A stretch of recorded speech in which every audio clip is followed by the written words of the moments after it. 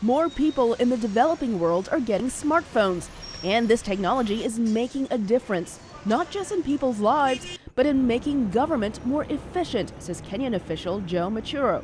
We have got huge fights in terms of corruption, transparency, openness, and technology is really the vehicle we're using to ensure that, whatever transactions are taking place, you can see them, they're digital. But there are still parts of the world that are not connected. Obviously, we look at Africa, we look at Southeast Asia, and there are large swaths, obviously, of the population that are not connected. Once people start using smartphones, they talk less and use more data, making high-speed service a necessity, says Dennis O'Brien of the mobile phone company Digicel.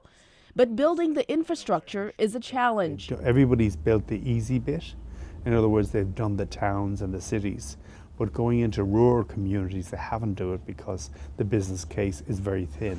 Experts say the private and public sectors need to come together to bring the internet to remote and developing regions and drive economic growth. Any country that wants to create investment and be a location for investment to create employment, the first thing you need is broadband. Yet to those who see technology as solving everything, Professor Kentaro Toyama notes America's social problems did not end when digital innovation began decades ago. During that same span of time, this country has experienced rising inequality, the median income has declined. So a smartphone alone won't help pull people out of poverty, adds Toyama. And if they do have a mobile phone, are people, for example, who are physical laborers on farms, where it doesn't make too much of a difference if you can have access to the latest agronomic research paper as a way to improve your farming.